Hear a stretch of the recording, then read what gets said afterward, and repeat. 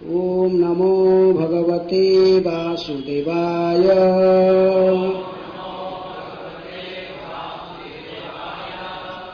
ओम नमः भगवते वासुदेवाय।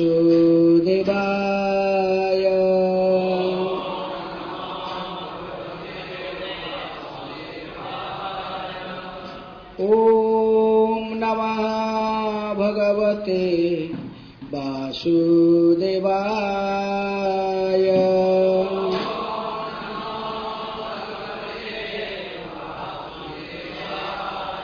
नारायणं नमस्कृत्य नरं चैव नरोत्तमं देवीं सरस्वतीं व्यासं ततो जयमुदीरये। नष्टप्रायेषु अभद्रेषु नित्यं भागवत सेवया भगवते उत्तम श्लोके भक्तिर्भवति नैष्ठिकी।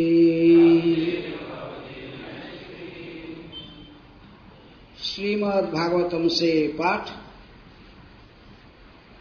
7वां स्कंध, अध्याय 14, आदर्श पारिवारिक जीवन, श्लोक संख्या 24।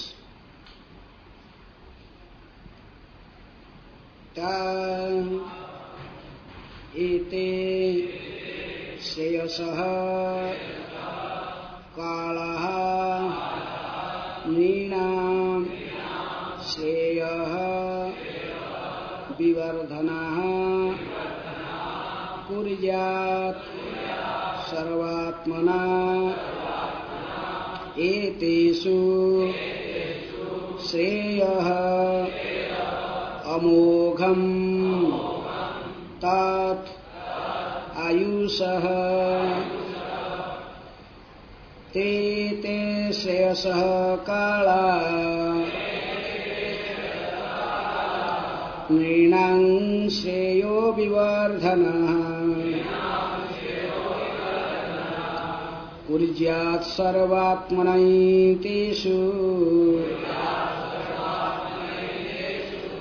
श्रेयो अमोघं तदायुषः। त एते श्रेयसः काला नृणां श्रेयो विवर्धनः कुर्यात् सर्वात्मनैतेषु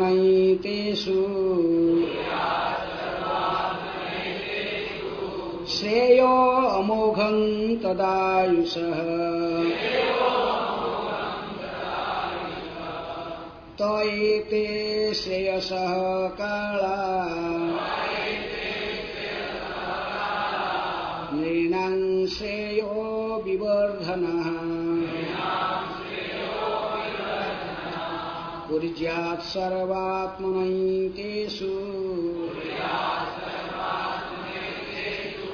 श्रेयो अमोघं तदायुषः। शब्दार्थ ते इसलिए, एते ये सब ज्योतिष संबंधी गणनाएं, श्रेयसः कल्याण के, कालः समय, नृणाम मनुष्यों का, श्रेयः कल्याण, विवर्धनः बढ़ाते हैं, कुर्यात् करें, सर्वात्मनः अन्य कार्यों से, केवल श्राद्ध कर्म ही नहीं, एतेषु इन ऋतुओं में, श्रेयः कल्याण करने वाले, अमोघम तथा सफलता, तत् मनुष्य की आयुषः आयु का अनुवाद तथा तात्पर्य कृष्ण कृपा स्मृति अभय चरणारविंद भक्ति वेदांत स्वामी श्री प्रभुपाद जी के द्वारा जगत गुरु श्री प्रभुपाद की जय। अनुवाद। ऋतुओं के सारे काल मानवता के लिए अत्यंत शुभ माने जाते हैं। ऐसे अवसरों पर सारे कल्याण व शुभ कार्य किए जाने चाहिए, क्योंकि ऐसे कार्यों से मनुष्य अपने छोटे से जीवन काल में सफलता प्राप्त कर लेता है। तात्पर्य, जब किसी को प्राकृतिक विकास के द्वारा मनुष्य रूप प्राप्त होता है तो उसे अगली प्रगति का उत्तरदायित्व अपने ऊपर ले लेना चाहिए। जैसा कि भगवद गीता के 9वें अध्याय की 25 नंबर श्लोक में कहा गया है, जानकी देवव्रता देवन, जो लोग देवताओं की पूजा करते हैं वे उनके लोगों को जाते हैं। जानती मध्याजिनोपिमाम, और जो कोई भगवान की भक्ति करता है तो भगवत धाम वापस जाता है। अतएव मनुष्य जीवन में उसे कल्याण कार्य करने होते हैं जिससे वह भगवत धाम लौट सके। किंतु भक्ति भौतिक परिस्थितियों पर आश्रित नहीं है, अहेतु की अप्रतिहता। जो लोग सकाम कर्म में लगे हैं उनके लिए उपयुक्त काल तथा वस्तुएं अत्यंत अनुकूल है। ओम अज्ञानातिमिरन्धस्य ज्ञानाञ्जन शलाकया चक्षुरुन्मीलितं येन तस्मै श्रीगुरुभे नमः। श्रीचैतन्य मनोभीष्टं स्थापितं जनभूतले स्वयं रूप कदा मह्यं ददाति स्वपदान्तिकम्। वन्देऽहं श्रीगुरोः श्रीयुतापदकमलम् श्रीगुरून् वैष्णवांश्च श्रीरूपं साग्रजातं सहगण रघुनाथानितं तं सजीवम् साद्वैतं सावधूतं परिजना सहितं कृष्ण चैतन्य देवम् श्रीराधा कृष्ण पदान् सहगण ललिता श्रीविशाखानितांश्च नमो विष्णुपादाय कृष्णप्रेष्ठाय भूतले श्रीमते भक्तिवेदान्त स्वामिनिति नामिने। नमस्ते सरस्वते देवे गौरवाणी प्रचारिणे निर्विशेषः शून्यवादी पाश्चात्य देशकारिणे। नमो महावदन्याय कृष्ण प्रेम प्रदायते कृष्णाय कृष्ण चैतन्य नामिने गौरतिसे नमः। हे कृष्ण करुणा सिंधु दीनबंधु जगत्पते गोपेशः गोपिकाकान्त राधाकान्त नमस्तुते। तप्त कांचन गौरांगी राधे वृंदावनेश्वरी वृषभानुसुते देवी प्रणमामि हरिप्रिये। वंशाकल्पतरुभ्यश्च कृपा सिन्धुभ्येव च पतितानां पावनेभ्यो वैष्णवेभ्यो नमो नमः। श्रीकृष्ण चैतन्य प्रभु नित्यानंद श्री अद्वैत गदाधर शिवासादि गौरभक्तवृंद। हरे कृष्णा कृष्ण कृष्ण हरे हरे, हरे राम राम राम हरे हरे। तो इस अध्याय में विशेष रूप में नारद मुनि ने आदर्श पारिवारिक जीवन के बारे में महाराज युधिष्ठिर को उपदेश दे रहे हैं। अवश्य महाराज युधिष्ठिर को ही माध्यम बनाकर हम सभी बद्धजीवों को ये उपदेश प्रयुज्य है। महाराज युधिष्ठिर इस अध्याय के प्रारंभ में पहला श्लोक में ही नारद मुनि को प्रश्न पूछे, गृहस्थ एतां पदवीं विधिना येन चान्यसः यायाः देवर्षिः ब्रूहि मातृश गृह मूढ़धि। महाराज युधिष्ठिर ने नारद मुनि से पूछा, हे स्वामी, हे महर्षि, कृपा करके यह बतलाए कि जीवन का लक्ष्य,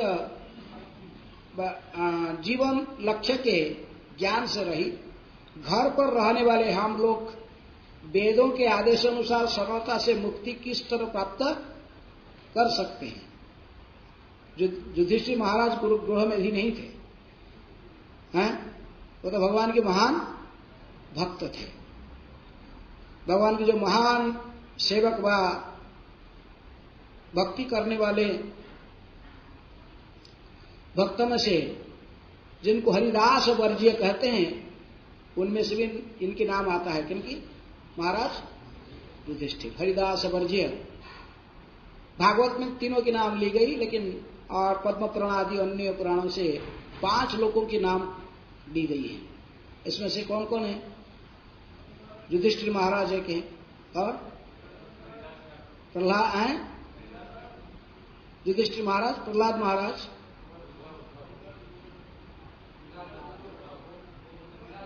गिरिराज जी महाराज तो सबसे श्रेष्ठ है। उद्धव है, उद्धव, गिरिराज जी और हनुमान। कोई कहते कि हनुमान जी व नारद मुनि। लेकिन ये सभी हरिदास वर्ज्य में से, अवश्य गिरिराज गोवर्धन को श्रेष्ठ माना जाता है, लेकिन युधिष्ठिर महाराज भी हरिदास वर्ज्य में से एक माने जाते हैं। अर्थात भगवान हरि की जो सेवा की है, वह भगवान हरि के भक्तों में से एक मुख्य भक्त के रूप में उनके नाम है। किनके नाम? युधिष्ठिर महाराज शुद्ध भक्त है, धर्मराज के रूप में भी जाने जाते हैं। लेकिन फिर इन्होंने इसे अपने को क्यों प्रस्तुत कर रहे कि गृह मूढ़धि, मैं गृह में फंसा हुआ, इंद्रिय तृप्ति में लगा हुआ एक व्यक्ति हूं, ऐसा ही कह रहे। क्योंकि वो एक अपने को माध्यम बनाकर हम सभी बद्ध जीवों को शिक्षा देना चाहते हैं। विशेष रूप में जो गृहस्थ आश्रम में रहते हैं, उनको कैसे आचरण करना चाहिए गृहस्थ आश्रम में रहकर, अर्थात जीवन के लक्ष्य भगवत धाम को प्राप्त करने के लिए किस प्रकार गृहस्थ आश्रम में रहकर कर्म करना चाहिए, तो उसकी उदाहरण व उसकी रहस्य को जानने के लिए उन्होंने एक माध्यम बनकर भगवान को प्रश्न पूछ रहे हैं। कौन? युधिष्ठिर महाराज।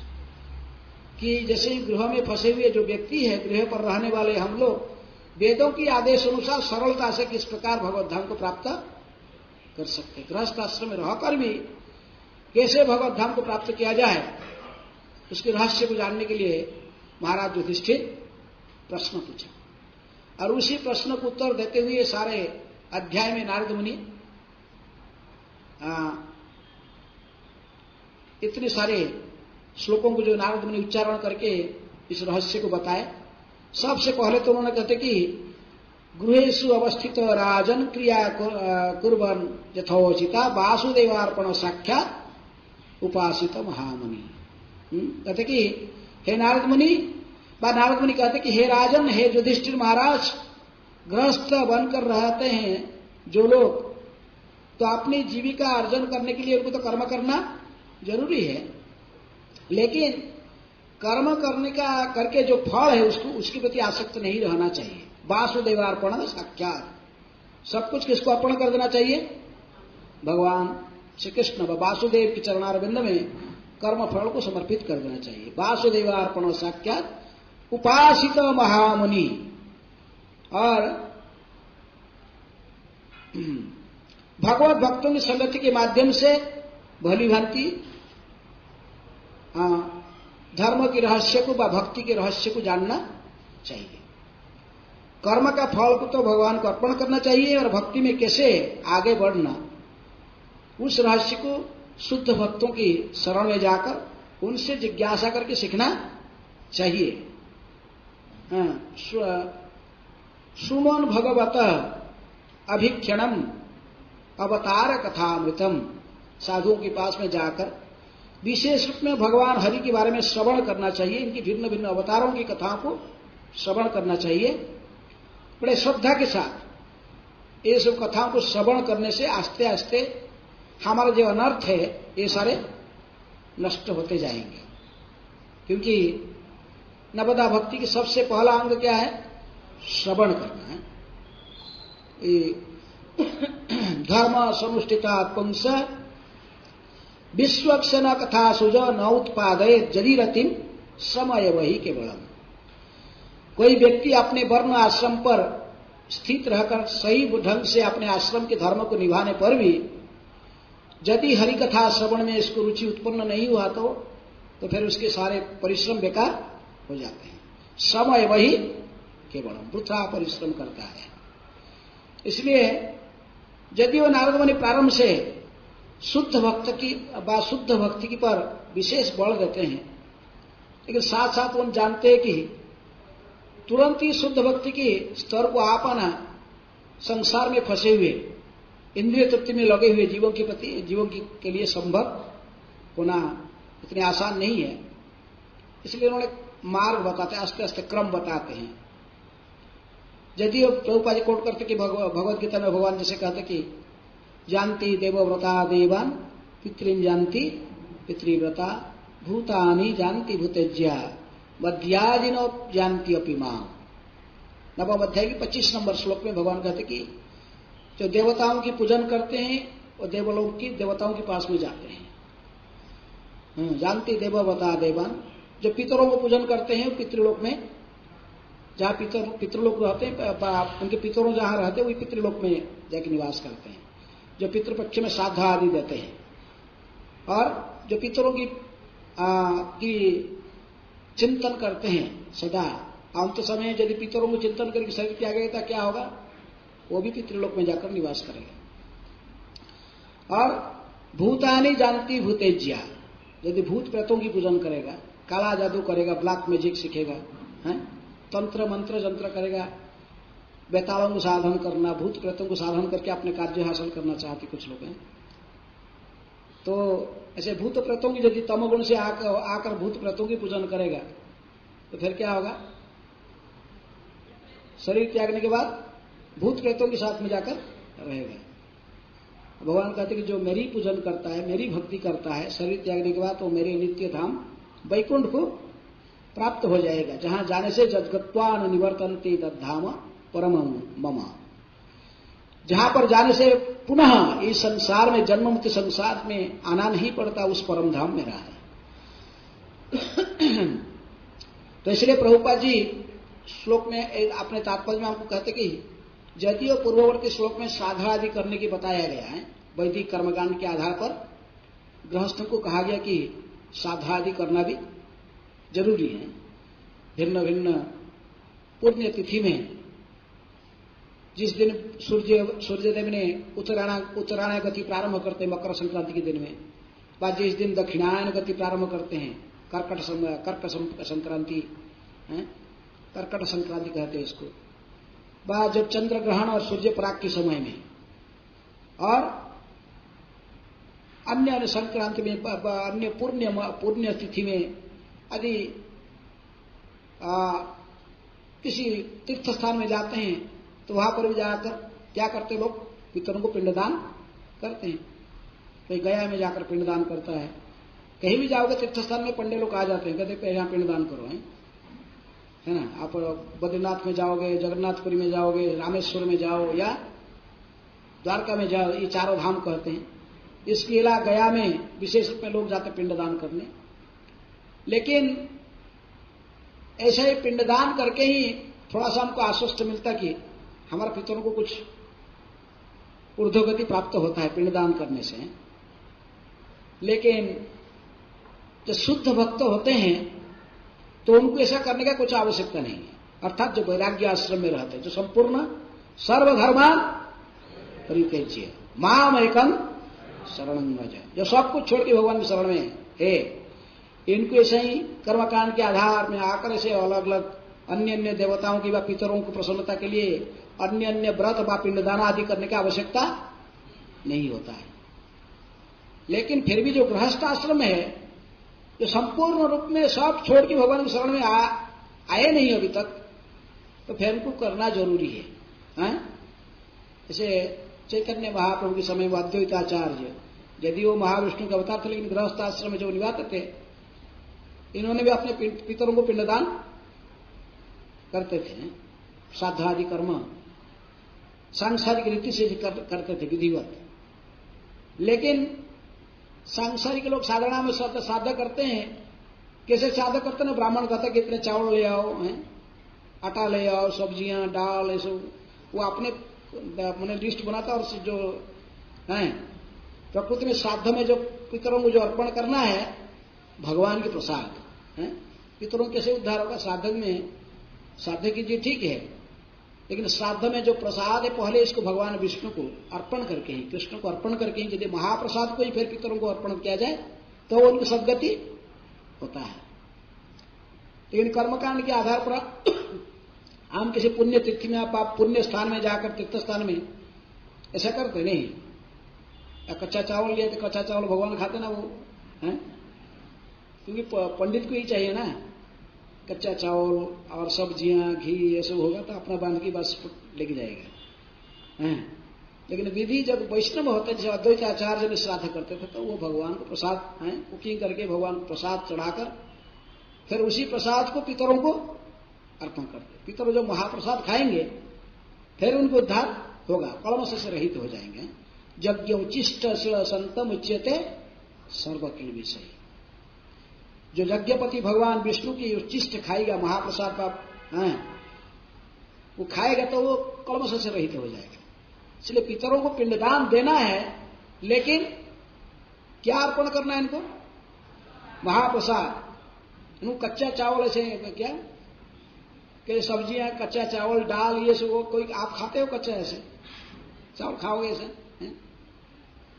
श्यामानंद प्रभु के एक शिष्य था, श्यामानंद प्रभु, वो क्या करता था अपने घर में सालग्राम रखता था और पितृ श्राद्ध पक्ष में आगे क्या करता था पंडित को बुलाकर एक कच्चा चावल, पंडित कहता था कि यही सब लाओ, कच्चा चावल, दाल, आटा, सब्जियां सब लाओ हैं, घी सब लाओ हैं, वो स्वाहा करके बस सब अपने बांध के लेके चले जाता है।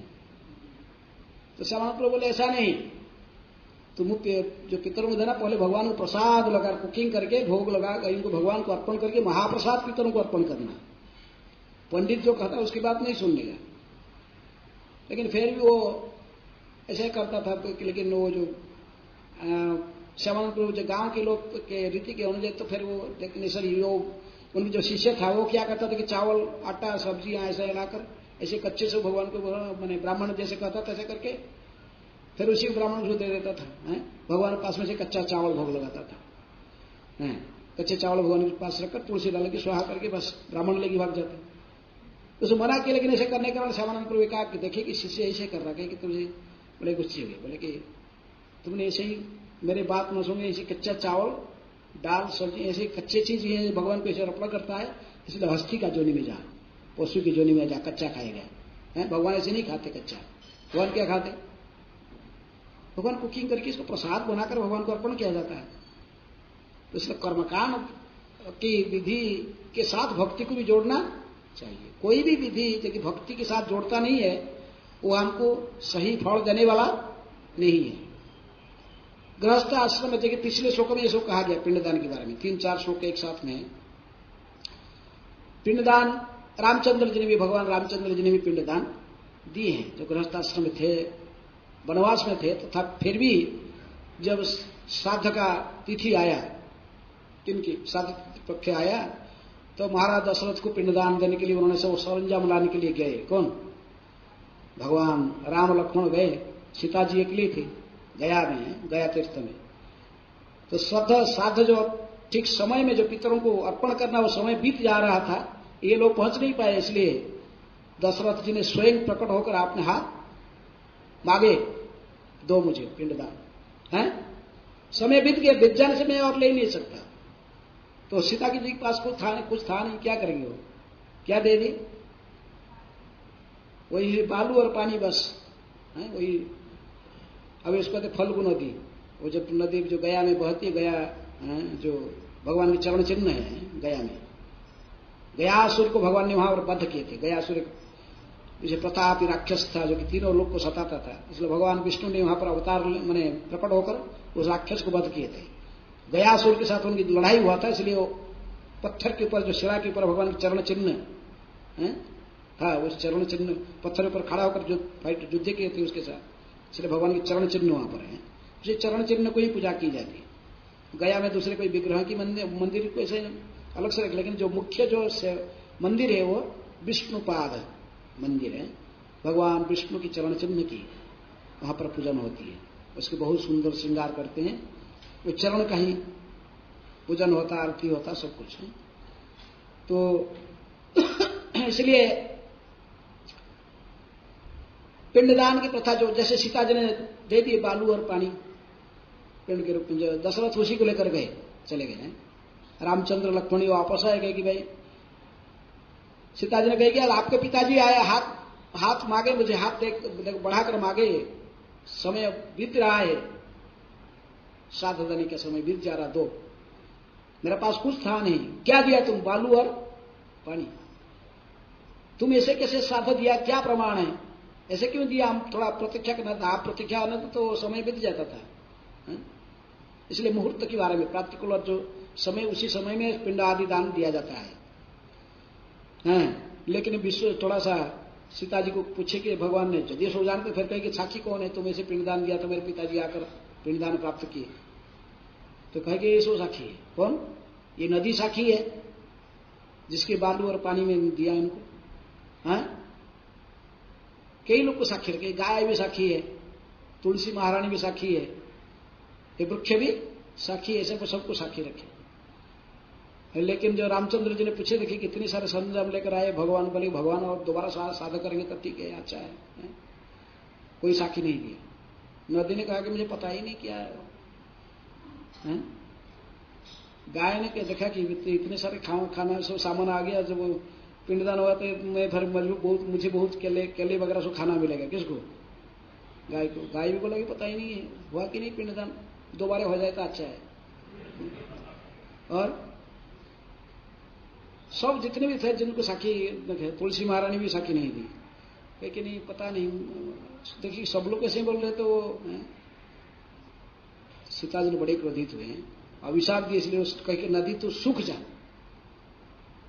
कभी भी तेरे मैंने जड़ है, यदि तू झूठ कहने के, यदि तू सत्य कहा था तो तुम्हें से पानी, तो वहां पर पानी तुम्हारे धारा के पानी के स्रोत बहेगा, नहीं तो तुम सूख जाओगे। इतना कहते ही सूख गई क्या नदी। उसका आज भी कहते बालू ऐसे सूखा पड़ता है, थोड़ा सा खुदाई करोगे तो फिर पानी निकल गया। उसका कहते फल्गु नदी, कहते ना फल्गु वैराग्य, उस नदी के नाम है फल्गु नदी। फल्गु वैराग्य से कहते ऊपर से वैरागी वेश है, लेकिन अंदर में सब कुछ भोगने की इच्छा होता है। वो नदी ऐसे ही ना, फल्गु नदी पूरा ऊपर से सूखा देखता है, लेकिन थोड़ा सा चाहिए, थोड़ा सा बालू साइड करते पानी निकल आएगा। कहते फल्गु वैराग्य, फल्गु नदी के नाम से फल्गु वैराग्य शब्द आता है। और फल्गु नदी जो है, सीता जी का भी सब सूखा हुआ है, एक थोड़े से बालू ऐसे करके पानी निकलेगा अंदर में, पानी है। उन्होंने भी अभिशाप दे दी गाय को, बोले कि तेरा सब कुछ पवित्र माना जाएगा, लेकिन तेरा मुख अपवित्र माना जाएगा कि तो मुख में झूठ बोला। माता पृथ्वी सब सहन कर देती है, किसको नहीं सहन करती? झूठ कहने वाला की व्यक्ति की बोझा है। कहते कि इसलिए गाय के सभी पवित्र माना जाता है, लेकिन इसका मुख पवित्र नहीं है। मुख के ही लगाते तो आपको हाथ धोना पड़ेगा, मुख पवित्र माना जाता है। गाय का पिछले भाग सब और सब पवित्र है पूरी गाय की, लेकिन मुख पवित्र नहीं माना जाता है। सीता जी को अभिशाप दे दिए इसको। तुलसी महारानी कहेगी चाहे तो कृष्ण की कितनी प्रेयसी बन जा, लेकिन कुत्ते तेरे ऊपर पेशाब करेंगे, क्या करेंगे? अभिशाप ऐसे दे दिए। कौन? सीता जी। तो तुलसी पौधे के लिए लगाओ तो कुत्ते जो पेशाब करेगा। और ऐसा ही वृक्ष को भी ऐसे सबको अभी दिए। इनमें यहाँ पर वो सब कहने का तत्व, लेकिन कहने का अर्थ है कि गृहस्थ आश्रम में रहकर भगवान ने स्वयं आदर्श निभाया। क्या करने के लिए? पिंडदान देने का विधि है। पिंडदान देना अद्वैत आचार्य ने, जैसे गौरांग महाप्रभु समय, वो भी जो गृहस्थ आश्रम में रहते थे, गौरव पार्षद लोग भी पिंडदान आदि करते थे। लेकिन भगवान रामचंद्र जी ने इसीलिए पिंडदान नहीं दे पाए, तो सरंजाम लेकर आए थे लेकिन नहीं दिए। ये भगवान जब ऐसे चावल और कच्चा चावल दाल ये सब लेकर पिंडदान देते, फिर सब लोग इसको भगवान ने दिए ही नहीं, सब लेके आए थे चावल फावल लेके आए थे, फिर कहाँ कुकिंग करेंगे और पिंडदान करेंगे। लेकिन गौरव पार्षद लोग जो सब पिंडदान करते थे वो कोई ऐसे कच्चा चावल दाल ऐसे पिंडदान नहीं करते थे। क्या करते थे वो इसको कुकिंग करके भगवान को भोग लगाते थे, फिर प्रसाद को पितरों को अर्पण करते थे, भगवान विष्णु के प्रसाद को अर्पण करते थे। अद्वैत आचार्य तो पितरों को अर्पण करने के बाद फिर श्राद्ध पात्र सबसे पहले किसको देते थे? हरिदास ठाकुर। विधि है कि श्राद्ध पात्र को किसी ब्राह्मण को, योग्य ब्राह्मण को खिलाने से पितरों की उद्धार होता है। लेकिन हरिदास ठाकुर तो मुसलमान घर में जन्म लिए थे, जबन कुल में जन्म लिए थे, लेकिन इनको लेकर अद्वैत आचार्य श्राद्ध पात्र खिलाते थे। लेकिन वो कहते थे कि मैं योग्य नहीं हूं, मुझे क्यों दे रहे हैं, मैं जबन कुल में जन्म हुआ हूं, आपके पितरों की के लिए जो श्राद्ध पात्र है वो प्रसाद खाने की मैं अधिकारी नहीं हूं, और किसी योग्य ब्राह्मण को अर्पण कीजिए। लेकिन अद्वैत आचार्य कहते कि आप यदि साधक मेरे ने ये श्राद्ध पात्र को स्वीकार करोगे, पहला भोजन यदि आप ही करोगे मेरे पितरों की कल्याण के लिए, तो ऐसा ही लाखों ब्राह्मण को खिलाने के, करोड़ों ब्राह्मण को खिलाने के फल मुझे प्राप्त हो जाएगा। क्योंकि वो सदा हरिनाम के आश्रय में रहते थे, वो महान वैष्णव थे। कौन? हरिदास ठाकुर। सदा हरे कृष्ण कृष्ण कृष्ण हरे हरे, हरे राम राम राम हरे हरे। इसलिए पितरों के कल्याण के लिए भगवान तथा भगवान के शुद्ध भक्तों की सहायता भी नहीं, इनकी उद्धार नहीं हो सकता है। इसलिए पिंडदान करना, लेकिन कर्मकांड की जो विधि है इसको आश्रय करना इतनी माने वैष्णव के लिए इतनी आवश्यकता नहीं है। जो वैरागी है तो उनके लिए कोई जरूरत नहीं। भक्ति जहां सरस्वती ठाकुर कहते हैं कि जो संन्यास आश्रम में नैष्ठिक ब्रह्मचारी है, कभी भी घर के साथ कोई संपर्क नहीं रखा है, घर में आना जाना कुछ भी नहीं, कोई संपर्क नहीं है, फिर उनके लिए सब विधि पे कर्मकांड की विधि पालन करने की आवश्यकता नहीं रहता है। लेकिन जो घर में रह रहे हैं, परिवार में है, माता पिता सब परिवार वर्ग सब लोग पूरे संबंध बनाकर रखे हैं गृहस्थ जीवन में, तो फिर भी उनके लौकिक दृष्टि से सब सदा ये सब आचरण करना ठीक है। आचरण पूरा त्यागना नहीं चाहिए, नहीं तो लोग सारे हंसेंगे, निंदा करेंगे, आप क्रिटिसाइज करेंगे। कौन? जनरल जो आपके पड़ोसी होंगे, जो पब्लिक है। इसलिए यज्ञ दान तप क्रिया भगवान कहते कि त्यागना नहीं चाहिए। 18वें अध्याय में भगवान कहते कि यज्ञ दान तप क्रिया इसको त्यागना नहीं चाहिए, लौकिक दृष्टि से संपादन करना चाहिए, जैसे अद्वैत आचार्य ने संपादन करते थे। लेकिन फिर असली रहस्य हमको जानना चाहिए कि ये जो साध है, साध में हम यदि साध पितरों के उद्देश्य में की जा रही, लेकिन हम मुख्य रूप में भगवान को सब कुछ अर्पण करके ही फिर इसके प्रसाद रूप में पितरों को अर्पण करेंगे। यानी कि पितरों को अर्पण पहले कर देंगे ऐसे ही करके, बाद में भगवान को देंगे नहीं, पहले भगवान को अर्पण करके उसके प्रसाद के रूप में किनको देना? पितरों को अर्पण करना। इसी से उनकी कल्याण होने वाला है। इसलिए आज के श्लोक हमें कहता है कि ते श्रेयस काला निणांग श्रेय विवर्धन। श्रेयस, यहां पर श्लोक में 2 बार श्रेय शब्द आता है। श्रेयस काला, फिर कुर्जात सर्वात्मा नहीं तेसु श्रेयो अमोघम तथा आयुष। श्रेय और प्रेय 2 चीज है।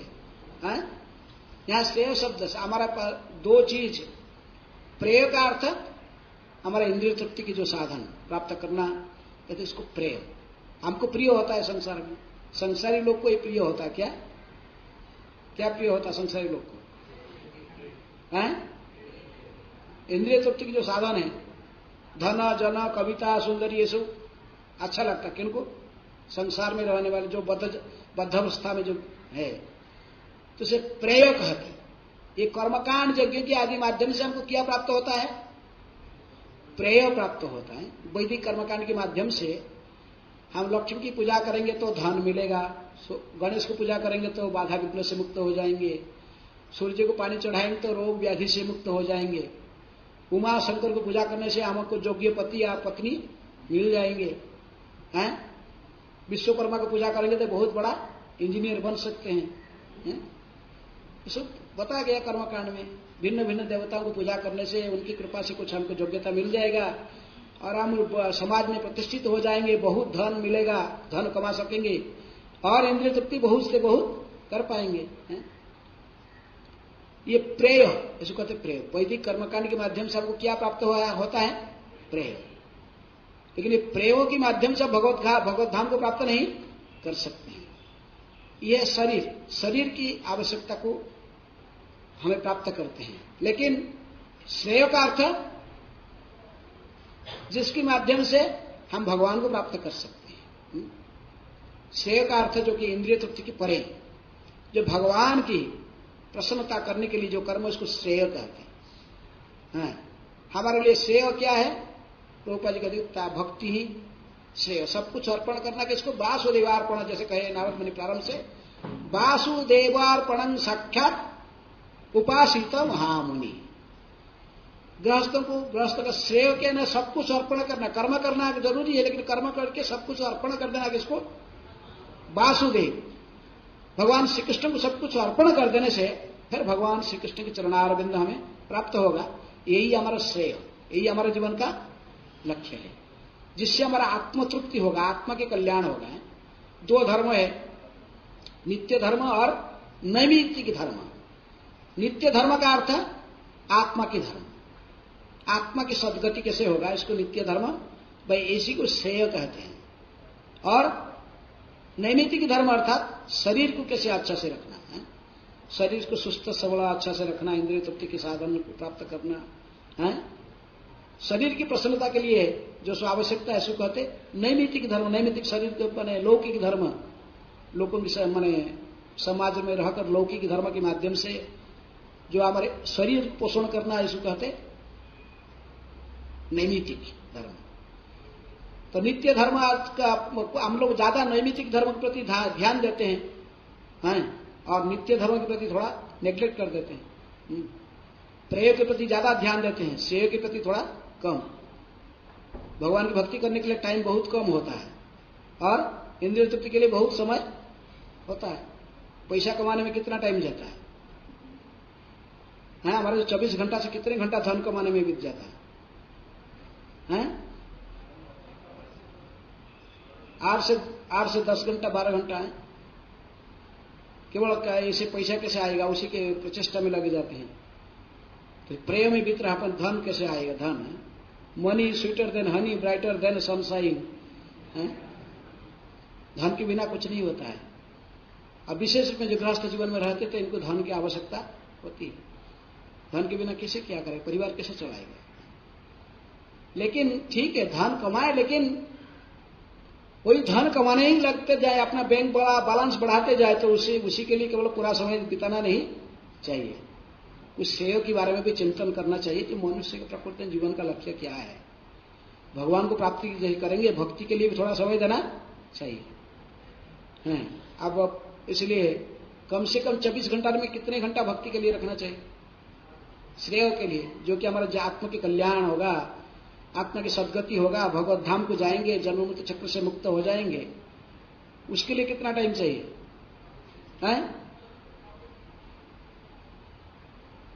कितना? 1 घंटा, 4 घंटा बस। 4 घंटा भगवान की श्रेय के लिए और 20 घंटा प्रेय के लिए। भक्ति का अर्थ क्या कहते हैं? लोग उसमें कहते हैं कि 24 आवर्स इन कृष्ण सर्विस, 24 घंटे कृष्ण का सेवा में। Always remember Krishna, never forget him. स्मार्तव्य सततं विष्णु, विस्मर्तव्य न जातुचित, सर्व विधि निषेधेषु एतयोर एव किंकर। सारे विधि निषेध का जो मुख्य जो प्रिंसिपल है, सदा भगवान विष्णु व श्री कृष्ण के स्मरण रखना, इनको कभी भी नहीं भूलना। गृहस्थ आश्रम में रहने पर भी भगवान ने अर्जुन को कहते कि मामेनु स्मरण युद्धे च, मेरा स्मरण करो, साथ साथ शत्रुओं के पर बाण भी चलाओ। सामने कर्ण खड़ा, कर्ण के ऊपर बाण चलाना, लेकिन क्या कहना? जय श्री कृष्ण, कृष्ण को हरे कृष्ण कहकर फिर भगवान कहते मामेनु स्मरण युद्धे च, मेरा स्मरण करो, साथ साथ युद्ध करो। हैं? तो गृहस्थ आश्रम में जब हमको धन कमाने में लग जाता तो फिर भूल जाते ना उस समय। क्या भूल जाते? भगवान को स्मरण करना भूल जाते हैं ना। हैं? पैसा ऐसा थोड़ी आता है, पूरे सतमार्ग में पैसा लाना इतने आसान नहीं है। तो भगवान का ऐसे करने की आवश्यकता नहीं है। गृहस्थ आश्रम में हमें ज्यादा जितनी आवश्यकता धन इतनी आवश्यक इतने ही धन को प्राप्त करके फिर अन्य सारे समय को किसमें लगाना चाहिए? भगवान के भजन में लगाना चाहिए। हैं? हमारा एस्टिमेट इतना ही है, बस इतना मिले तो थोड़ा, बस जितनी आवश्यक। हम केवल मनी को बैंक में बैलेंस, अभी इस महीना में हमारा प्रॉफिट हुआ था बिजनेस से, तो कितना 50,000 प्रॉफिट हुआ था, अगला महीने में कितना होना चाहिए? 1 लाख होना चाहिए, फिर 1.5 लाख होना चाहिए, फिर ऐसे ही करके एस्टिमेट को बढ़ाते जाना और अधिक समान परिश्रम करना, ये जीवन का लक्ष्य नहीं है। हमारा जितनी आवश्यक हो रहा है इतने में संतोष रहना और समय को अधिक से अधिक बचा करके क्या करना चाहिए? भक्ति में लगाना चाहिए। इसलिए बैलेंस रखना चाहिए कि श्रेय और प्रेय। इंद्रिय तृप्ति ठीक है, इंद्रिय तृप्ति करके शरीर को भी पोषण नहीं करेंगे तो भक्ति कैसे करेंगे? भक्ति शरीर के माध्यम से ही होगा। इसलिए जिसको मनुष्य शरीर मिला है, जैसे प्रभुपाद जैसे लगते कि जब किसी को प्राकृतिक विकास के द्वारा मनुष्य शरीर प्राप्त हुआ है तो उसे अगली प्रकृति का उत्तरदायित्व अपने ऊपर ले लेना चाहिए। तो इसलिए जो मनुष्य शरीर प्राप्त हुआ है तो भगवान की भक्ति इसी मनुष्य शरीर में ही होता है। इसलिए शरीर को भी पोषण करना हमारा आवश्यकता है। ये मनुष्य शरीर में ही भक्ति कर सकते हैं, जितने जैसे अच्छे से भक्ति कर सकते हैं। कुत्ता बिल्ली हैं, पशु पक्षी के शरीर में ऐसा भक्ति करना आसान नहीं। अवश्य उदाहरण है कि पशु पक्षी लोग भक्ति भी किया है। जटायु ने भक्ति किया है, काकभूषणी ने भक्ति किया है, हनुमान जी ने भक्ति कर रहे हैं, जाम्बवान जी ने भक्ति किया है। अन्य अन्य पशु पक्षी शरीर में यदि वो भक्ति करना संभव है, लेकिन इतने ये कोई रेयर एग्जाम्पल है।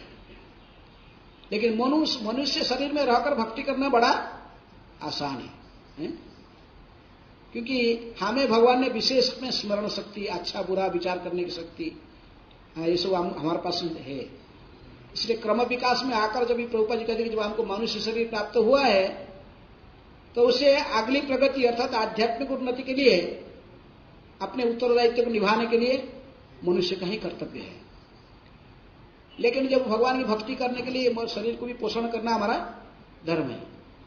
युक्ताहार विहारस्य युक्त चेष्टा कर्म स्वेच्छा, इसलिए युक्त आहार विहार भी आवश्यकता है। ये शरीर का आवश्यकता कुछ भी है, इसको ठीक से रखो तो सुस्थ सबल रखने तो फिर इसके माध्यम से भक्ति करोगे ना। बुक डिस्ट्रीब्यूशन कैसे करोगे? हैं? शरीर थोड़ा, जिसके पास हेल्दी शरीर है तो अच्छा बुक डिस्ट्रीब्यूशन कर सकता है ना, बैग लेके जाएगा, दौड़ सकता है इधर उधर। और रुगना शरीर खांसता रहेगा, अगर खाना पर मैंने कुछ खाता डाइजेशन नहीं होगा तो कैसे बीमार आदमी कैसे दौड़ेगा? शरीर को भी रक्षण करना जरूरी है, लेकिन दोनों में इसलिए बैलेंस रखना। लेकिन क्या खाना चाहिए? कृष्ण प्रसाद, भगवान के प्रसाद खाकर थोड़ा शरीर को भी सुस्त रखें और इसके साथ में, लेकिन शरीर को हमें जानना चाहिए कि कृष्ण की सेवा के लिए है। गृहस्थ आश्रम में भी यदि है, लेकिन वासुदेवार्पण सख्या, नारद मुनि कहते यदि वो गृहस्थ आश्रम में हो तो फिर एक घर तो आपने मत सोचो, घर किसका है? कृष्ण का है। कृष्ण को ही केंद्र में रखो। इसलिए प्रत्येक गृहस्थ को डेटी वर्शिप जरूरी है। जो गृहस्थ आश्रम में है, यदि मंदिर पास में है तो ठीक है, नहीं तो घर में इसको क्या करना चाहिए? विग्रहों को रखना चाहिए। ये नहीं कि मंगला आरती में आना, सुबह 4 बजे जगना मंदिर में रहने वाले भक्तों के लिए केवल है। हम सोचते हैं ना कि मंदिर में रहते भक्त उनको 3:30 बजे 4 बजे उठ के मंगला आरती में आना है तो उनका काम है। हम गृहस्थ में रहते तो हमको 8 बजे जगने से चलेगा नहीं। गृहस्थ को भी सुबह उठना 4 बजे, स्नान करना और घर में मंगला आरती करना, घर में भी विग्रहों को रखना, घर को भी मंदिर बनाना है। घर ही मंदिर है, वो भी हरि के मंदिर है। उसको अपना घर मत सोचो, वो किसका घर है? भगवान का घर है। गृहस्थ को भी घर वासुदेवार्पण सख्या, इसलिए नारद मुनि कहते कि जहां पर रह रहे हो गृहस्थ को, जिस घर में रहता उसको भी वासुदेव को अर्पण करना। पांडवों की घर अर्पित था किसके लिए? कृष्ण को सब कुछ अर्पण कर रखे थे।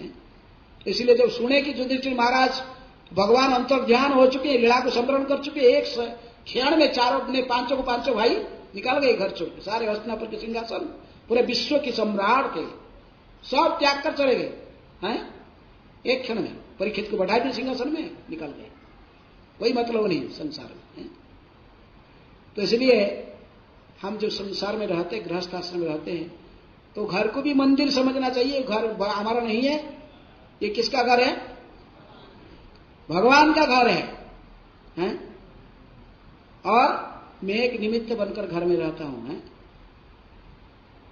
भक्ति विनोद ठाकुर हमारा आदर्श सिखाए, भक्ति हमारा महान आचार्य परंपरा में भक्ति विनोद ठाकुर भी गृहस्थ आश्रम में रहकर ये आदर्श सिखाए, कैसे गृहस्थ आश्रम में रहकर भी सब कुछ वासुदेव को अर्पण करना है। मानस देह गेह जो किछु मोर और पीलू तो आप दे नंद किशोर। मेरा मन में मानस देह शरीर, मेरा घर, जो कुछ भी मेरे अधीन में है, ये सब कुछ है नंद किशोर आपके चरण में मैं अर्पण कर दिया। मानस देह गेह, शरीर और परिवार, जो कुछ भी शरीर के संबंधी जो भी मेरे अधीन में इस संसार में दिखाई पड़ता, संसारिक लोग सोचते कि ये सब उनका है, ये सब मेरा नहीं है प्रभु, ये सब मैं आपको अर्पण कर दिया। ये घर भी आपका है, ये बच्चे भी आपके हैं, ये भी आप कृष्ण के सेवक आपका ही है, मेरे पत्नी भी आपकी दासी है, मैं भी आपका दास हूं, ये घर भी आपका है, घर के मालिक आप हो।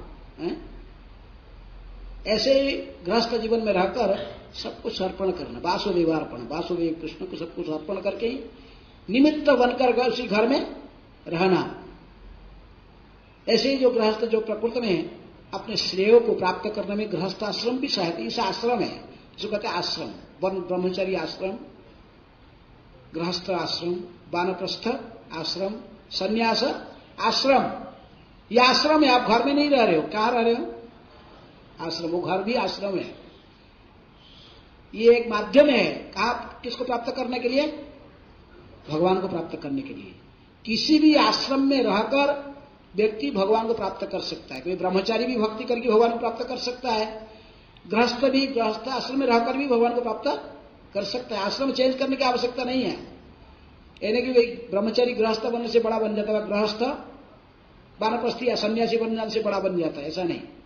प्रत्येक आश्रम अपनी स्थिति पर वो महान है। एक गृहस्थ आश्रम में रहने वाला व्यक्ति वो सभी को पालन करता है, ब्रह्मचारी को भी, वानप्रस्थी को भी और सन्यासी को भी। ये तीनों को कौन खिलाएगा? ये तो धन कमाएंगे नहीं, ये सिर्फ अपने प्रचार में लगे रहेंगे, तो इनको पोषण करने वाला कौन है? ब्रह्मचारी कहां भीख मांगने जाएगा? गुरु को लाने के लिए, जाके देने के लिए सन्यासी गुरु है, और ब्रह्मचारी भीख मांगने कहां जाएगा? गृहस्थ के दर्जे पर जाएगा। इसलिए इस पूरा समाज को अगले पिछले श्लोक में कहा गया, पशु पक्षियों को भी खिलाना ये किसका काम है? गृहस्थ का है। जो पशु पक्षी भी मरे, इनको भी, पशुओं को भी खिलाना, पक्षियों को खिलाना, चींटियों को खिलाना, सब दाना देते हैं, लोग डालते हैं पक्षियों में, ये सारे गृहस्थ के काम है। गृहस्थ का आश्रम में इतनी बड़ी जिम्मेदारी है, सभी को पोषण करना है। ब्रह्मचारी जो अपना 16 माला जपा करके बस किताब गुरु आदेश में चाहे कुछ सेवा किया मंदिर में, टाइम पर प्रसाद मिल गया, कितने बजे फिक्स टाइम है, घंटी बज गया, प्रसाद को पता है, बस गया अपना प्लेट बैठा, खाया, चल गया, कोई चिंता नहीं। कोई चिंता है? महिला के ठीक जितना आवश्यकता, सर्फ साबुन और पहले से वो सप्लाई मिल जाता है, जो आवश्यकता सब, कपड़ा भी मिल जाता है, खाना भी मिल जाता है, उसको कोई चिंता नहीं, बस वो आराम से हरे कृष्ण जपेगा और सेवा करेगा, रहेगा। तो गृहस्थ व्यक्ति कितना चिंतन है, धन कहां से आएगा, और परिवार में कैसे मार्केटिंग करना, फिर कुकिंग करना, फिर कितने सारे समस्या है। और ये सारे धन भी जो आया तो फिर कहते कि ये धन सारे, उसका भी आधा क्या दे देना चाहिए? किसको दे देना चाहिए? वासुदेव की सेवा में, मंदिर में भी दे देना कुछ, पैसा भी मंदिर में देना। फिर इतने पैसा बेचारा परिश्रम करी कमाएगा, फिर ब्रह्मचारी बेचारा, ब्रह्मचारी 16 माला जपा करेगा, आराम से रहेगा, बस किताब पढ़ेगा प्रभुपाद जी का और वितरण करेगा, सेवा करके रहेगा। गृहस्थ यदि संतान चाहता है तो कितना माला जपेगा? 50 माला। प्रभुपाद जी किसी गृहस्थ आश्रम में रहने वाला व्यक्ति यदि संतान चाहता है, संभोग केवल संतान उत्पन्न करने के लिए इंद्रिय तृप्ति के लिए, केवल कृष्ण भावना भावित संतान को प्राप्त करने के लिए है, तो उसको केवल संभोग में रत रहना चाहिए, स्त्री और पुरुष को गृहस्थ आश्रम में। लेकिन जब संभोग में रत रहेंगे और बच्चे की इच्छा रखेंगे तो फिर इनको कितनी माला जपना डेली? 50 माला जपना है। लेकिन फिर भी ये असंभव नहीं है। जैसे भक्ति विनोद ठाकुर जैसे महान आचार्य, उन्होंने गृहस्थ आश्रम में रहकर भी परमहंस के जीवन निभाए। परमहंस में जब उन्होंने मैजिस्ट्रेट रहे और उन घर में 10 बच्चे थे, पहले पत्नी एक शादी किए थे, उसका डेथ हो, फिर दूसरी पत्नी भी शादी किए, इतने सारे परिवार, बड़ा परिवार था, गवर्नमेंट नौकरी करते थे, फिर इतनी सब करके भी इन्होंने परमहंस के जीवन बिताया। फिर भी उन्होंने 100 पुस्तक लिखकर हम सभी के लिए दिया।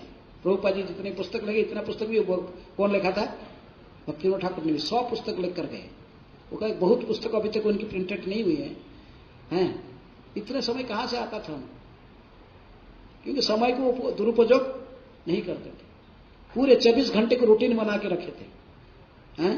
एक सेकंड भी उनका प्रजल्प के लिए नहीं था। कोई रूटीन में लिखा नहीं था कि प्रजल्प के लिए समय है, थोड़ा न्यूज़पेपर पढ़ने के लिए है, और कोई मित्र आएगा तो उससे थोड़ा गाम्य कथा को चर्चा करने के लिए है, नहीं। तो हम इसी प्रकार गृहस्थ आश्रम में रहकर भी हम भगवान प्राप्त कर सकते। इसलिए कहते कि स्थाने स्थित्वा श्रुतिगता तनोवांक मनोभी। भक्ति का अर्थ है जिस स्थान पर रहते उसी स्थान में रहो। ब्रह्मचारी ब्रह्मचारी बनकर रहो, गृहस्थ गृहस्थ आश्रम में रहे, वानप्रस्थी वानप्रस्थी में, सन्यासी सन्यास आश्रम में। स्थाने स्थित्वा श्रुतिगतांग तनोवांक मनो। तनो शरीर, वाणी और मन को केवल भगवान की सेवा में लगाना।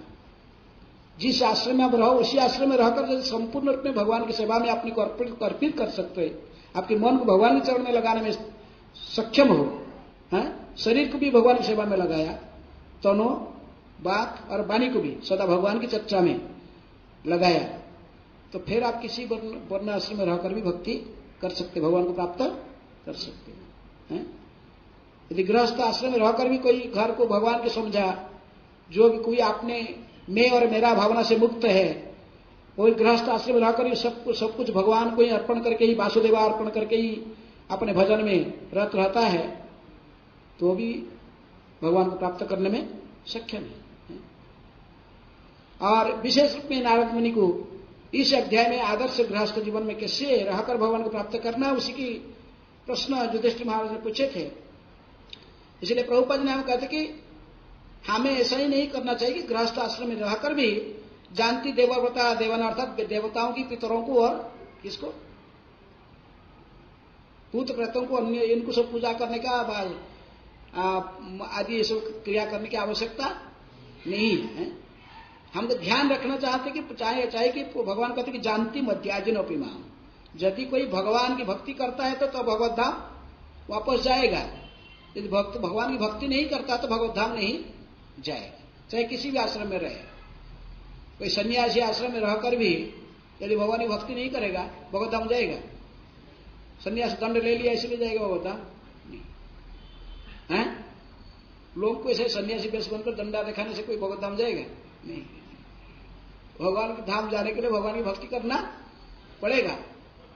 कायो मनो वाक्य में समर्पित होकर भगवान का प्रचार करना पड़ेगा। सन्यासी के काम प्रचार करना। यदि वो ठगता होगा तो भगवान को ठग नहीं सकता। भगवान सब जानते हैं अंतकरण में क्या सोचते हैं। त्रिदंड धारण किया किसके लिए? वही कायो मनो वाक्य में भगवान की सेवा करने के लिए। सदा याद रखना, मैं संन्यास आश्रम किस लिए लिया? शरीर से, मेरा शरीर मन वाणी सब कुछ किसकी सेवा में अर्पित है? कृष्ण की सेवा में। मैं एक जीवात्मा हूं और मैं भगवान नहीं हूं। सन्यास जैसे मायावादी लोग सोचते कि सन्यास लेने से क्या बन गया हो, भगवान नमन नारायण। नहीं, वैष्णव सन्यासी सोचते कि मैं एक जीवात्मा हूं और शरीर मन और वाणी में मैं संपूर्ण रूप में भगवान की सेवा के लिए जीवन को समर्पित किया। ये जीवन काल उन्हीं की सेवा के लिए। इसी प्रकार गृहस्थ आश्रम में रहकर भी व्यक्ति इसको इसी प्रकार चिंतन कर सकता है। सन्यासी और जोगी कौन है? भगवान ने छठा अध्याय के पहला श्लोक में कहते हैं, अनाश्रित कर्म फल कार्यं कर्म करोति जह स जोगी च सन्यासी न निरग्नि न चाक्रिय। उसी को जोगी कहते हैं, उसी को सन्यासी कहते हैं, जो कर्म फल में आशा नहीं रखा है। अनाश्रित कर्म फल, जिसको कर्म फल में कोई आसक्ति नहीं, आशा नहीं है, कर्म फल को संपूर्ण रूप में वासुदेव अर्पण, वासुदेव के चरण में, कृष्ण के चरण में अर्पण कर चुका है। कर्म फल में जो आशा नहीं रखा, अनाश्रित कर्म फल कार्य कर्म करोति जा, सभी प्रकार के कार्य और अपने वर्ण आश्रम के आधार पर जो कर्म करता है, लेकिन कर्म फल को संपूर्ण रूप में भगवान को अर्पण कर रखा है, वही जोगी है और वही सन्यासी है।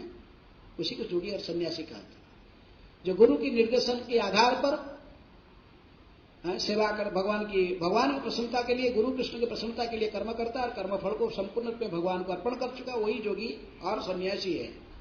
इसलिए प्रभुपाद जी के तात्पर्य में हम समझाना चाहते कि कहीं यदि भगवान की भक्ति करता तो भगवत धाम जाएगा, अतः मनुष्य जीवन में उसे कल्याण करने होते हैं जिससे वह भगवत धाम लौट सके। किंतु भक्ति भौतिक परिस्थितियों पर आश्रित नहीं है, वह हेतु की अप्रतिहता।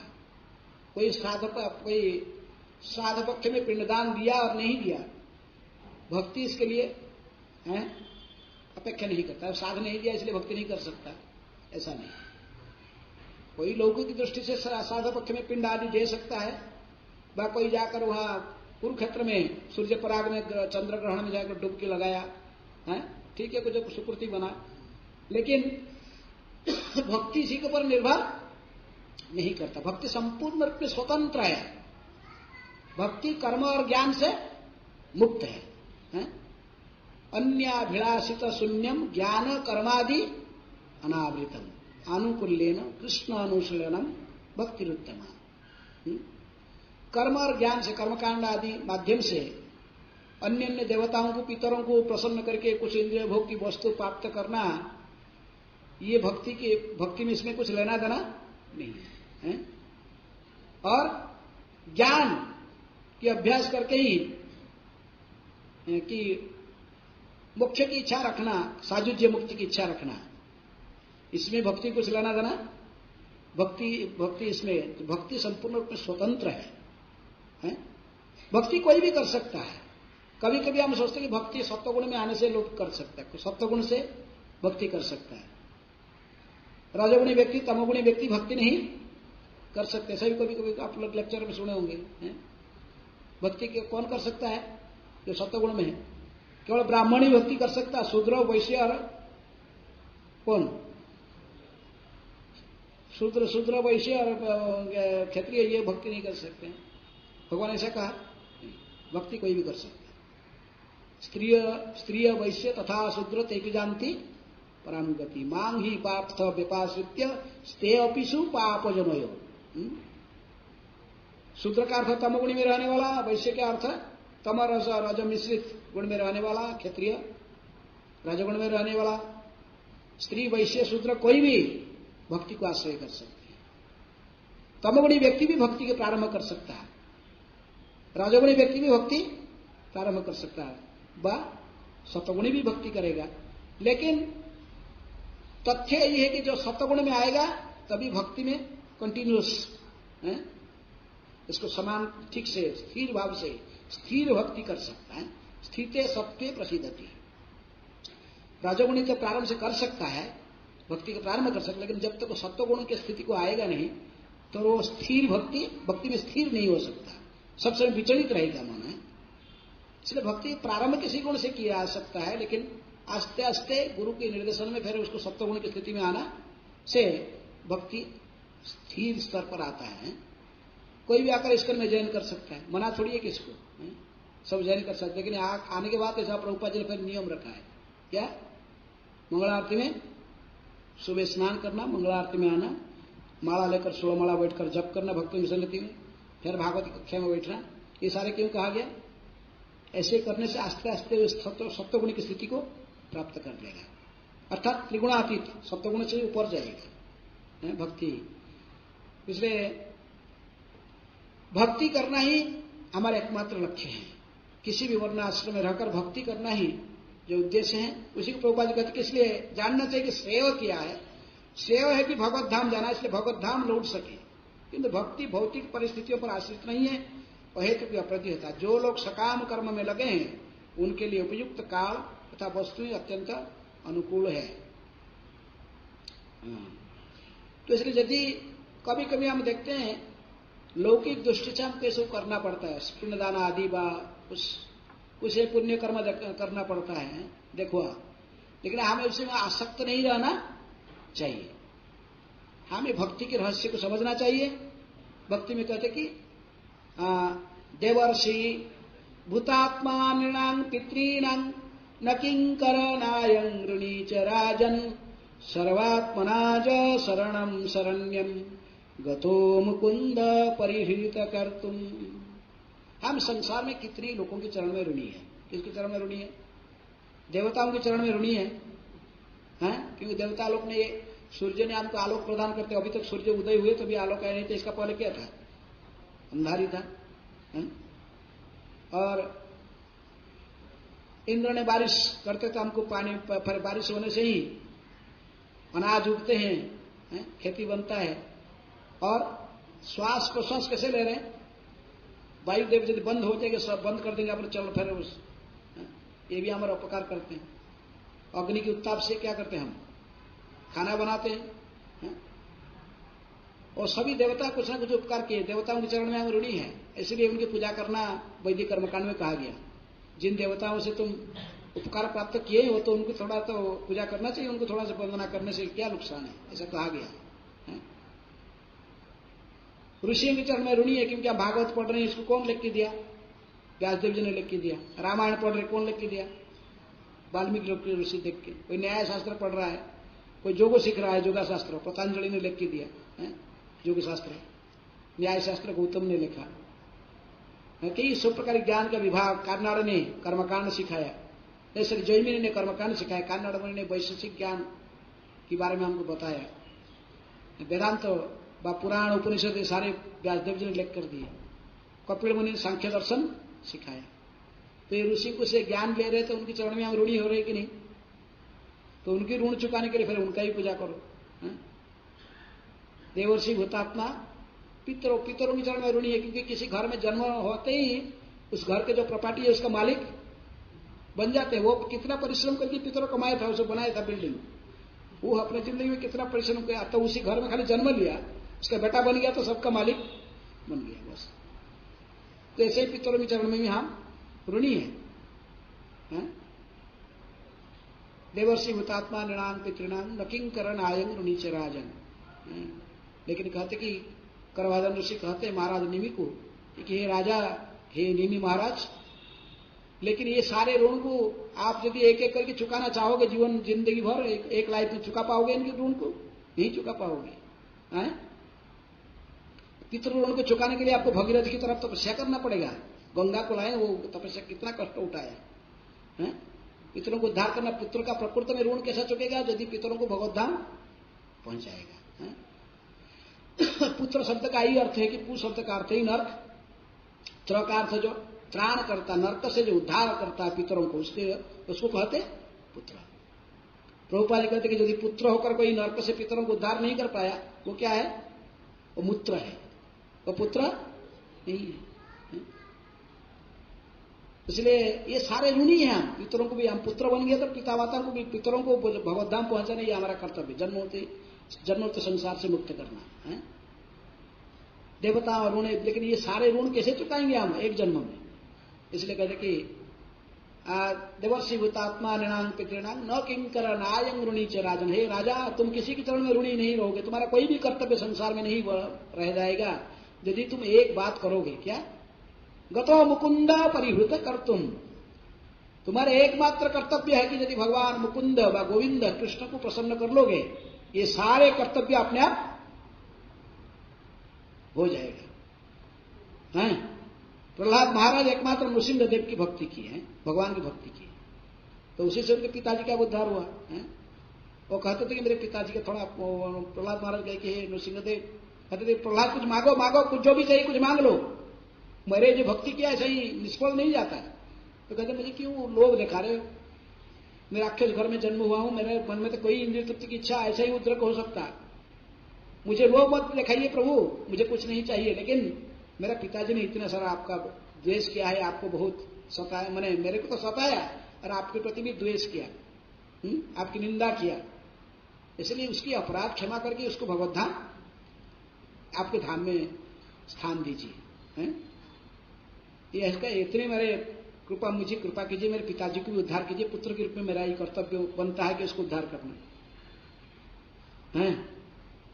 तो नृसिंहदेव कहते कि प्रहलाद, तुम जैसे पुत्र जिस घर में जन्म हुआ है, इसके तो 30 अर्थात 21 पीढ़ी ऐसा ही मेरे धाम में जाते हैं, तुमको बोलने की आवश्यकता, मांगने की आवश्यकता नहीं है। अर्थात यदि कृष्ण भक्ति कोई करता है, उसके पितर वैसे ही जाते, शुद्ध भक्त यदि बनेगा प्रहलाद महाराज की तरफ, प्रभुपाद जी से महान भक्त बने, कृष्ण की शुद्ध भक्ति करने से सारे पितरों अपने आप जाएंगे, कहां? भगवत धाम जाएंगे। प्रभुपाद जी का तात्पर्य लगते हैं, अरे 21 पीढ़ी कौन याद रखा? नृसिंहदेव कहते कि 30 सप्ताह 21 पीढ़ी जाएंगे, तो 21 पीढ़ी कौन याद रखा? पितर, हमारा पिताजी का पिताजी, इसका पिताजी कौन, और तो 4 पीढ़ी भी हमको याद नहीं होता है। 21 पीढ़ी आचार्य लोग कहते कि नहीं, इसके पिताजी की तरफ से, माताजी की तरफ से, और किसकी, इसकी पत्नी की तरफ से जो भक्त है उसके सभी उद्धार हो जाते हैं, ये सारे भगवत धाम चले जाते हैं। कि ध्रुव महाराज भक्ति किए तो उनकी माताजी भी उद्धार हुई ना। ध्रुव महाराज भक्ति की है, जब वैकुंठ से विमान आया, ध्रुव महाराज सोचे कि मेरी माँ का क्या हुआ, तो विष्णुदत्त ने हंसे, कहे देखो आपको लेने के पहले तुम्हारा माँ भी जा रही दूसरा विमान में, कहा भगवत धाम। इसलिए भक्त की पिताजी की तरफ से पितृपुरुष से भी उद्धार हो जाते, मातृपुरुष से माँ के साथ में जो संपर्कित वो भी उद्धार हो जाते हैं। इसकी पत्नी की तरफ से भी सारे उद्धार हो जाते, पत्नी क्या वो इसके ऊपर निर्भर रहती है, धर्म पत्नी है, धर्म विभाग उसकी भी रहती है, सारे उद्धार हो जाते। इसलिए कहते कि भक्त बनो, भगवान की भक्ति करने से तुम किसी के चरण में ऋणी नहीं रह जाओगे। हे राजन, हे निमि महाराज, आप किसी के चरण में ऋणी नहीं रहोगे, एकमात्र यदि गोविंद की भक्ति कर पाओगे, शुद्ध भक्ति, आपके सारे कर्तव्य मिट जाएंगे। ये सारे देवता है, सब उन्हीं की नौकर है, और उनकी प्रसन्नता से ये सभी प्रसन्न हो जाते हैं। कैसे? यथा तरोर्मूल निषेचनेन तृप्यन्ति तत्स्कंध भुजोपशाखा, प्राणोपहारेण यथा इंद्रियाणाम तथैव सर्वाहणच्युतेज्या। उदाहरण दूसरा प्रस्तुत करते कि जैसे वृक्ष को हरा भरा देखना चाहते फल फूल में, तो पानी कहां देना पड़ेगा? जड़ में। तर और मूल है निषेचनेन, वृक्ष की जड़ में पानी देने से वृक्ष अपने आप बड़े होकर भरा भरा फूल फल में हरा भरा हो जाता है। यदि हम अच्छे बॉडी को सुस्त सबल शरीर प्राप्त करना चाहते हैं, खाना कहां पहुंचाना पड़ता है? पेट में। लेकिन नहीं, थोड़ा नाक में डालेगा, थोड़ा मुख में, आंख में, देवताओं की पूजा करना ऐसा ही है। तो खाना को पेट में पहुंचाना पड़ता है, तो पेट से फिर वो पाकस्थल में डाइजेशन होकर शक्ति से फिर आपने सारे अन्य अंगों को शक्ति मिल जाता है। यथा तरोर्मूल निषेचनेन तृप्यन्ति तत्स्कंद भुजोपशाखा, वृक्ष का सारे टहनिया पत्ते सभी को खाना मिल जाता है जड़ में पानी देने से। पेट में खाना पहुंचाने से सारा शरीर का पोषण होता है, सुस्त सबल बन जाता है ये। और इसी प्रकार सारे यदि हम समस्त इंद्रिय के स्वामी भगवान विष्णु की आश्रय करेंगे, उनकी पूजन करेंगे, तब फिर ये समस्त देवताएं, पितरों, जितनी भी हमारे ऋण थे, जिनको प्रसन्न, ये सारे प्रसन्न एक साथ हो जाते हैं। यथा तरोर्मूल निषेचनेन तृप्यन्ति स्कंद भुजोपशाखा, प्राण प्रहारेण यथा इंद्रियाणाम तथैव सर्वाहण। इसी प्रकार एक उदाहरण दी गई, इसी प्रकार समस्त ऋण से, समस्त कर्तव्य से प्राणी मुक्त हो जाता है, केवल अच्युत गोविंद कृष्ण की भक्ति करने से। अच्युत है, कभी च्युत नहीं होने वाले हैं। अपने भक्तों को रक्षा करने में ये कभी भी चुकते नहीं है। जो उनके शरण में जाता है उसके सारे कर्तव्य, जो कुछ भी जहां ऋण, सबको चुका देते। कौन चुका देता है? भगवान। समस्त ऋण से, समस्त कर्तव्य से एक साथ मुक्त हो जाता है। इसलिए प्रभुपाद जी तात्पर्य में कहते कि ये पहले श्लोक में श्राद्ध आदि इतना कर्मकांड बताया गया, अवश्य भक्तों को समाज में रहते हैं तो कर्मकांड मैंने लौकिक की दृष्टि से इसको करते रहना चाहिए, लेकिन असली उद्देश्य को समझना चाहिए। असली उद्देश्य क्या? भगवान की भक्ति करना जीवन के लक्ष्य है, श्रेय है भक्ति करना। हमारे जीवन की जो श्रेय व लक्ष्य है वो ही भगवान गोविंद को, राधिका रमन को प्रसन्न करना है। और फिर लौकिक दृष्टि से थोड़ा बहुत कुछ ये सब नहीं तो कई प्रकार की समस्या चलेगा, फिर झगड़ा संसार में आप हुआ सो कई फनाटिक है सो दुनिया लोग कई प्रकार की क्रिटिसाइज करेंगे। जैसे हमारा कृष्ण बलराम मंदिर वृंदावन में जो निर्माण हो रहा था, प्रतिष्ठा हुआ मंदिर, तो बहुत बड़ा यज्ञ भी हुआ, सब कर्मकांड लोग बहुत बड़ा ब्रजवासी पंडित सब आए और स्वाहा स्वाहा करते थे। प्रभुपाद ने कहे कि अपने शिष्यों को कहे कि ये देखवा है, इसको केवल इनको लोगों को चुप करने के लिए मुख है। हाँ बड़ा यज्ञ हुआ, बड़ा हुआ है। हमारा जो असली डटी इंस्टॉलेशन कैसे होते हैं? कीर्तन के माध्यम से। इसलिए वो कहे कि आप सब नाचो गाओ, अच्छा से कीर्तन करो। जो हरि संकीर्तन होगा, नाम संकीर्तन के माध्यम से ही भगवान आते हैं, आकर फिर वहां शुद्ध भक्त के आह्वान में आकर फिर प्रतिष्ठित हो जाते हैं। आज कोई कलियुग में योग्य ब्राह्मण नहीं है, मंत्र उच्चारण करके किसको लाएगा? यदि योग्य ब्राह्मण है तो उसको पहले परीक्षा देना पड़ेगा। कहाँ? यज्ञ जो प्रारंभ करता है उसमें माचिस नहीं लगाना या लाइटर नहीं। कैसे यज्ञ कैसे होता? प्राचीन काल में जाएंगे मंत्र आह्वान करो अग्निदेव को, मंत्र उच्चारण करके अग्नि को आह्वान करो, बस अग्नि अपने आप चलेंगे यज्ञ में। जब मंत्र के माध्यम से वो अग्नि जला नहीं पा रहा तो आगे क्या करेगा? तो इसलिए काल में वो वहां क्लास दे रहा था, तात्पर्य में लिख रहे हैं कि प्रभुपाद ने इस कलि युग में एक भी ब्राह्मण नहीं है। प्रभुपाद लिखते हैं एक भी ब्राह्मण नहीं है कलि युग में, एक भी योग्य ब्राह्मण नहीं है जो कि वैदिक मंत्र के सही सही उच्चारण कर सके। तो इसलिए कलि युग में कोई भी यज्ञ कर्मकांड यज्ञ कुछ भी नहीं है। इस कलि युग में केवल हरेर नाम हरेर नाम हरेर नाम केवलम कलो नास्तेव नास्तेव नास्तेव गतिरन्यथा इति षोडशकं नामना कलो कलमसनासनम ना तो परतर देवी सर्ववेदेषु दृश्यते। चारों वेदों में, पुराण में, उपनिषद और कोई भी उपाय नहीं दिख रहा मुझे। शंकर जी कह रहे हैं किनको? पार्वती को। इस कलि युग में केवल ये 16 सप्तर 32 अक्षर के जो ये मंत्र बना हुआ है, हरे कृष्ण कृष्ण कृष्ण हरे हरे, हरे राम राम राम हरे हरे, इसी महामंत्र के माध्यम से ही केवल लोग उद्धार होंगे। और कोई उपाय नहीं। ना तो परतरो देवी, हे देवी हे पार्वती, और कोई उपाय नहीं कलयुग में, एकमात्र उपाय है।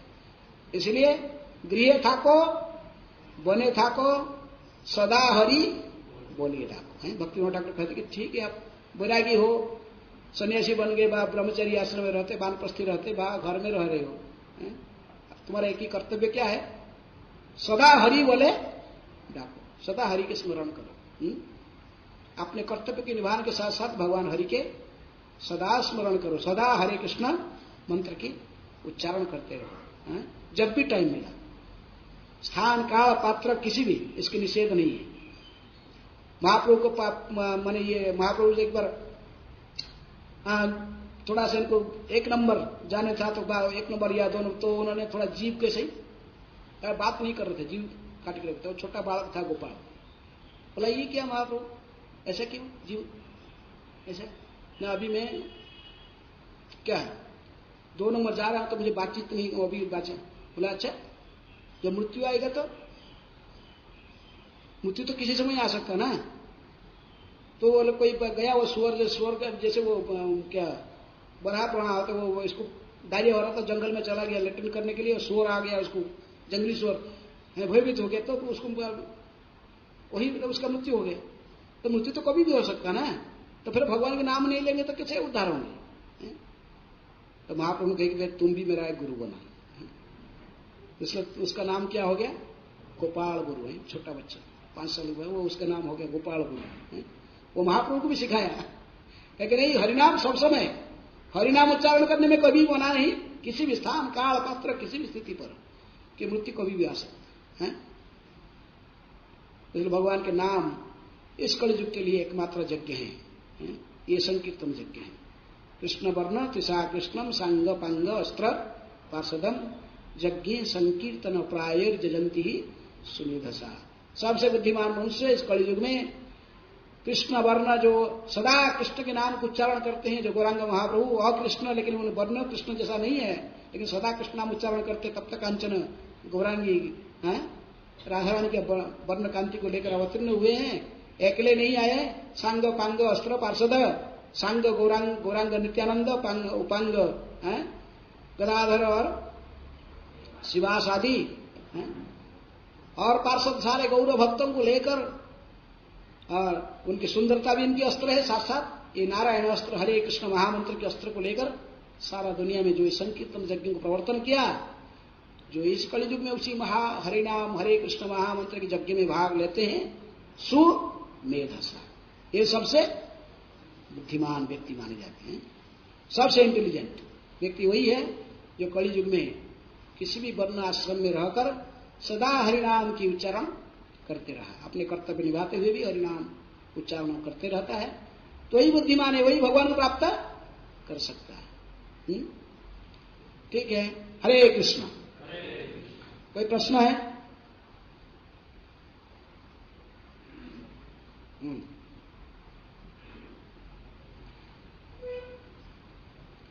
हरे कृष्ण। महाराज जी, जैसे यहाँ पे भागवत में कहा गया कि श्राद्ध दिवस भगवान को भोग अर्पण करके वो खिलाया जाए, तो ऐसे कुछ लोग ऐसे कहते हैं कि जब श्राद्ध में प्रसाद खाते हैं तो हमारी भक्ति नष्ट हो जाता है, तो क्या सही बात है? श्राद्ध प्रसाद ऐसा खाओ, यदि भगवान को अर्पण करके कहे तो महाप्रसाद है। अब महाप्रसाद खा रहे हैं, यदि भगवान को अर्पण किया गया है तो फिर वो महाप्रसाद है, भगवान को अर्पण करके फिर खाना। योग इसके कहने का मतलब है कि जो कोई मरा हुआ व्यक्ति का श्राद्ध में खाएंगे तो हमारा भक्ति नष्ट होगा। कहते ना, उससे कर्म लेना पड़ता है, जिसका कारण है ना कर्म लेना है, उसे कर्म लेना पड़ता है इसलिए। लेकिन यदि भक्त है तो ठीक है, भक्तों की कोई कर्म नहीं होता है, उनके कर्म सब कौन ले लिया? भगवान ले चुके हैं। जैसे इसकर में कोई भक्त की डेथ होता तो उसकी उसके लिए फीस्ट बनता जब मंदिर में उसको खाने के लिए नहीं। कोई आचार्य जो कि तिरोभाव तिथि है, तो इसको के डिवोटी का कोई डेथ हो गया तो उसका के लिए जो प्रसाद बनता है वो भगवान को अर्पण करके खाते हैं, प्रसाद खाना। कोई बाहर के कर्मी जो भक्ति नहीं करता है तो वो उसके घर में खाने से हम कर्म भोगना पड़ेगा, क्योंकि भोग नहीं लगाता है, उसके पास भक्ति नहीं है।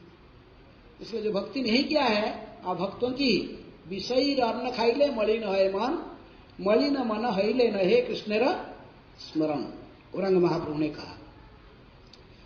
जो संसार में फंसे हुए विषयी व्यक्ति है, जो भक्ति नहीं करते कृष्ण की, इंद्रिय तृप्ति में लगे हुए हैं, ऐसे ही संसारी व्यक्ति का अन्न खाने से हमारा मति कलुषित हो जाता है। तो इसलिए उनसे नहीं खाना, लेकिन भक्ति की जो भक्तों के बीच में रहकर भक्तों की जो तिरोभाव होता है तो वो उनके प्रसाद खाने से कोई कलुषता नहीं होता।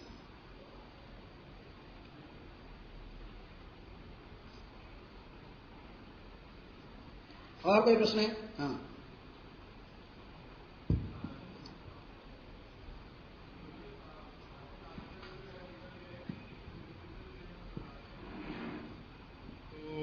जो पूर्वजों के थ्रू जो है कई बार लोन भी मिल जाता है, मतलब आजकल ऋण, मतलब ऐसा नहीं है कि आपको प्रॉपर्टी मिलेगी, कई बार जो है हमारे जो पूर्वज है हमारे लिए काफी लोन भी छोड़ जाते हैं जो बच्चों को उतारने पड़ते हैं, तो इसको किस तरह से देखा जाए? इसलिए चाणक्य पंडित कहा ऋणम कृत्वा पिता शत्रु। हमारा कई शत्रु है, जो पिताजी कर्जा छोड़ जाता है लड़का के लिए, वो उसका क्या है? शत्रु है। ऋणो कृत्वा पिता शत्रु माताश्च व्यभिचारिणी।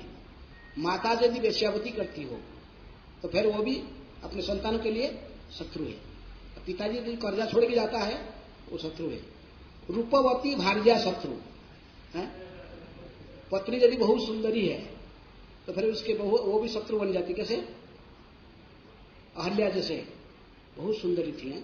तो देवता लोग ने आकर्षित होकर आते थे। गौतम मुनि को बड़ा समस्या होता था, बोले जा पत्थर बन जा, तू पत्थर बना, मेरा भजन तो तेरे को चिंतन करके ना मैं भजन करूंगा। पत्नी ज्यादा सुंदरी होती तो फिर दूसरे पुरुषों के आकर्षण वहां पर रहता है, तो आपको फिर बहुत टेंशन में रहना पड़ता है। रूपवती भार्या शत्रु, पुत्र यदि अपंडित, पुत्र यदि मूर्ख होता है, लड़का यदि क्या होता है, मूर्ख होता है, मूर्ख पुत्र शत्रु है। ये 4 शत्रु हैं। तो इसलिए पिता यदि ऐसे ऋण कर्जा छोड़ के गया तो नारद मुनि चाणक्य पंडित कहते कि वो भी शत्रु बनता है तो पुत्र के लिए।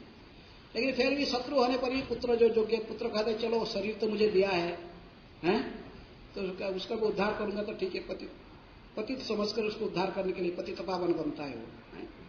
पुत्र भक्त बन जाता फिर आपने पतित पावन सोचता है। ठीक है। थैंक यू महाराज जी। एक क्वेश्चन और था कि जैसे हमने देखा है श्राद्ध जब हम करते हैं, जैसे जो सनातन धर्म मंदिर में जाते हैं जब हम, तो घर से जो है भोजन लेके जाते हैं तो वो कुछ 1 मिनट में कुछ मंत्र सा पढ़ते हैं, बस थाली के आसपास कुछ जल थोड़ा सा डालते हैं और कहते हैं कि ठीक है छोड़ जाओ इसको यहाँ पे, फिर हम देख लेंगे बाद में। तो कहने का मतलब ये है कि मतलब जो भी भोजन लेके जाते हैं हम, भोजन माने क्या लेके जाते हैं? भोजन में महाराज जी जो भी जैसे जो घर से बना के लेके जाते हैं, पूरी कच्चा चीज जैसे नहीं प्रॉपर जो है कुक्ड फूड जो है, बना हुआ भोजन जो है भगवान को अर्पण की कि नहीं? हाँ, तो यही मेरा प्रश्न था कि जैसे अगर हम घर से भगवान को अर्पण करके भगवान को जो है भोग लगा के लेके जाएं और फिर वहां जाके फिर वो उसी थाली को कुछ और मंत्र भी पढ़ के हो सकता है वो भी भगवान को जो है भोग ही लगा रहे हो, अब हमें पता नहीं होता वो क्या कर रहे हैं। तो इसलिए आप मंदिर भी क्यों लेके जाते? क्योंकि यहाँ भोग लगाए फिर वहां क्यों लेके जाते हैं? नहीं महाराज जी, एक्चुअल में घर में जैसे चलता है अभी मैं वैसे बता रहा हूँ आपको। जैसे घर में चलता है ठीक है, यदि वहां भी भगवान को अर्पण करता हो तो ऐसे आपको भोग लेके जाना। हाँ। यदि और वो लोग डायरेक्ट खाते होंगे, साधुओं खिलाते हैं तो ठीक है, प्रसाद लेके देना। नहीं, वो डायरेक्ट नहीं खाते, वो कुछ भोग लगाने की कोशिश कर, मतलब भोग लगाते हैं। भोग लगाते तो फिर आपको भोग लेके जाना चाहिए। पर पता नहीं है प्रभु जी, महाराज जी वो लगाते भी हैं कि नहीं लगाते, जस्ट ऐसे ही करते हैं, तो इसलिए अपने तरह से करते हैं। हम कैसे बताएंगे भोग लगाने के लिए? आप जाते हो, आप देखते हो, आपको पता है। ठीक है, thank you Maharaj ji. Okay, और कोई प्रश्न है? ग्रंथराज श्रीमद् भागवतम की जय, श्रील प्रभुपाद की जय।